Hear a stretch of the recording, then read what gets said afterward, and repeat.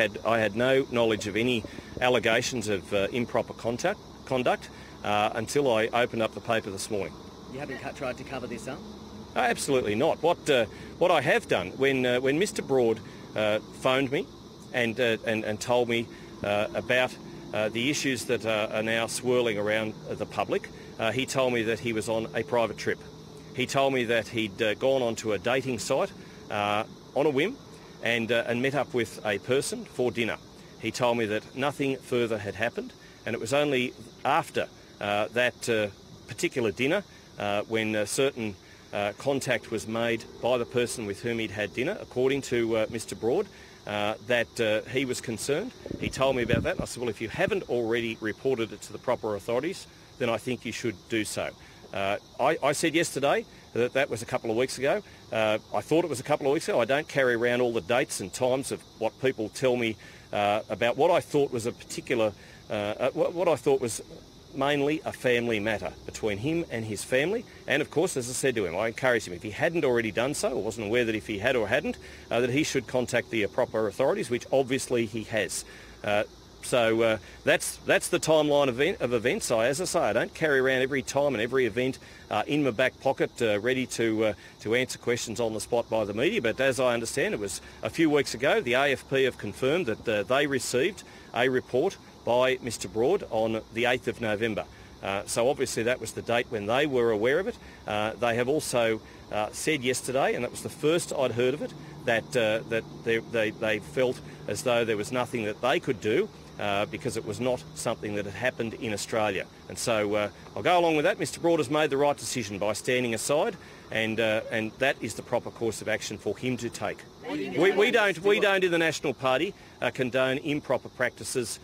We don't condone anything of this nature, and the full text messages and everything that has been outlined yesterday was the first time I had been aware of those particular text messages between the two parties. I had no prior knowledge of that. All I was aware of was that he was on a personal trip, that he'd sought a date, he'd gone on that date, and he told me that nothing further had occurred apart from the fact that later on the person with whom he went on the trip with had allegedly made contact with him, and from as a result of that contact, then he was concerned, and I said, well, if you're concerned, then if you haven't done so already, you should go to the proper authorities, which he obviously has. Do you want Mr. Broad to... hang on, one at a time, and I'll take your question right in front of me. When you were first made aware of this initially a couple of weeks ago, as you said, why didn't you tell the Prime Minister at that time? Well, because I thought it was a personal matter between him and his family. I don't tell the Prime Minister absolutely everything about every member of Parliament, and he's got enough on his mind at the moment,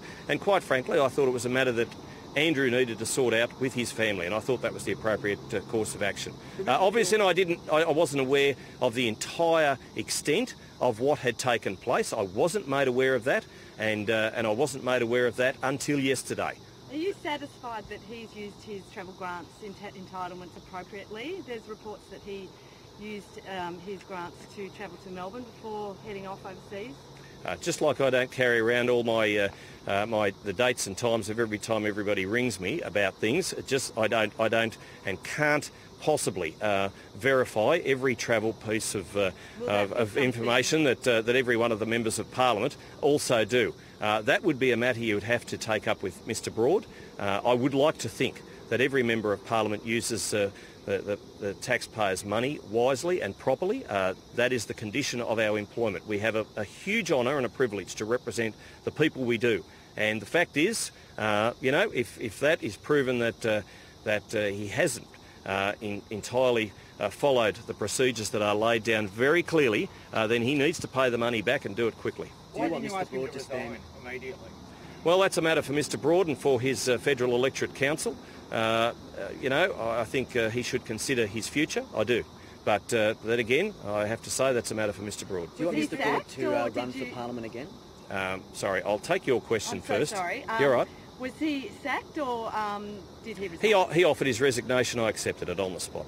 Do you want Mr. Broad to run for Parliament again? Well, look, I think he needs to work out whether that is entirely his future. I think he's got more concerns at the moment with, sorting out his own personal issues. I would like to think that somebody who is going to represent the National Party is entirely focused on the people we serve. I know Kevin Hogan does that. I know I do that. I know if Ben Franklin gets elected, the people that we serve, the regional people who need better services, better infrastructure, lower taxes, lower power prices, they're the sorts of things that I want my members focused on. I don't want them focused on the sorts of things that we've seen uncovered in magazine articles in the last 24 hours. Can you understand the public feel a bit let down? They feel like they've been lied and misled on this? I do think the public has been let down, and I do think people expect better. I mean, I know I certainly, every waking minute of my day is spent making sure that I serve the people in the Riverina to the very best of my ability, and to serve as a minister in the proper way, with integrity and with compassion, and to do everything that I can to make sure that people know that I'm representing the National Party and our interests, and leading the party as to the very best of my ability. That's what I've always done. That's what I was entrusted with my party to do. That's what I'll continue to do as long as the leadership is a gift to the party, and as long as the members of the National Party want me to lead them, I will lead them to the very best of my ability. Why didn't you follow up with him about speaking with the PM? Sorry? Why didn't you follow up with him about the fact that had he spoken to the PM about Well, because it was a matter of ongoing. He reported the matter to the AFP, and I felt, well, that's a matter for the AFP. If they find anything untoward, which obviously they haven't, then that is entirely a matter for the AFP. And if something comes of that, well, something comes of it. Otherwise, I thought it was a matter for him and his family to sort out. When you go on one of these sorts of expeditions, and as we've seen yesterday in the magazine article, what is uncovered, then that probably is a matter that he should be taking up with his family, and really I didn't think it was a matter that I even knew about, let alone needed to take up with the Prime Minister. The fact is, it was a personal trip. He made a very bad decision, but a very bad decision I wasn't aware of all the facts of. Are you surprised by his behaviour? As your Assistant Minister, you must know him reasonably well. Well, I'm very disappointed. I'm very let down. I like to think that people in a ministerial role have a certain code of conduct. I like to think that anybody who serves the Parliament, every waking minute of their day is spent representing the people who entrusted them with their vote and with their faith to do the job that they want them to do. Is this further evidence that the Coalition has a problem with women? No, it's not, because and certainly in the National Party, both the women in my party, Bridget McKenzie, my Deputy Leader, and Michelle Landry, are ministers. And certainly the Women's Council of the National Party at a federal and at a state level are doing a fantastic job to encourage more women to put their hands up for office. And I know on the weekend in Wagga Wagga we selected an outstanding female candidate for that seat. There were only two candidates, and both of them were women. And McKenna Powell, I think, will make an excellent member for Wagga Wagga going forward. I know Steph Cook, who is the Nationals Party member for Cootamundra in my electorate, is doing an outstanding job. And the National Party are a party that encourages women not only to be branch members of the party, but indeed to run for office. But women might be put off from entering Parliament with being surrounded by other parliamentarians who display this kind of behaviour. Well, I'd like to think that not all members of Parliament display this kind of behaviour. I'm very disappointed that this has occurred. Obviously I am, but certainly I can look at my other members of the National Party and, we know the right and proper course of conduct, and I like to think that they exercise that. What about with female voters? There's been a number of issues this year within the Coalition. How do you think that affects female voters? Well, look at what the National Party has delivered. Look at what the National Party stands for as far as bettering regional services, whether it's health, whether it's education. I look at what the New South Wales government has done. 78 health facilities or hospitals throughout New South Wales since 2011. I know as a newspaper editor and as a small business operator and as a parliamentarian, over the 16 years that Labor was in office in New South Wales, they neglected rural and regional New South Wales, and I can see the difference. 78 health facilities, of which 48 are in regional areas. I look at what John Barilaro has been able to achieve with the $4.2 billion from the sale of the Snowy Hydro, spending every single cent of that money outside Sydney, Newcastle and Wollongong to make sure that those regional areas get the schools and the hospitals and the services that they need.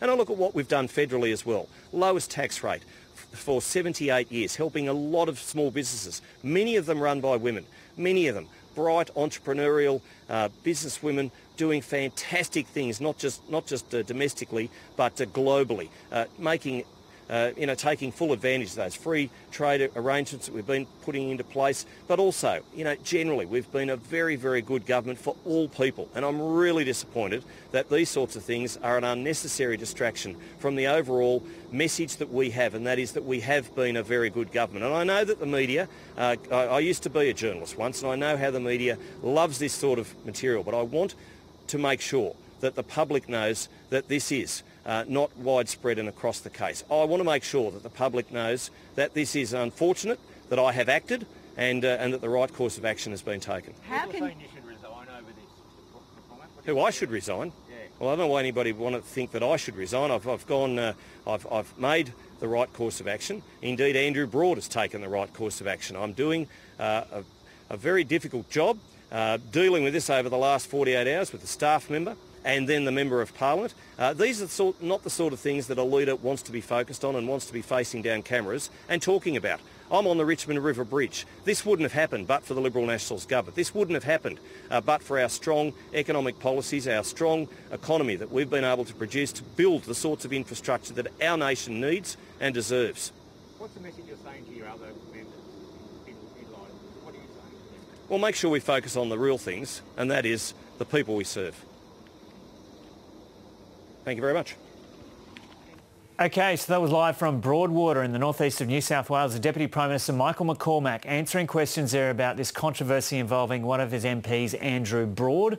Mr Broad has resigned from the ministry but remains the MP for the seat of Mallee. That's a seat in the northwest of Victoria, includes the city of Mildura.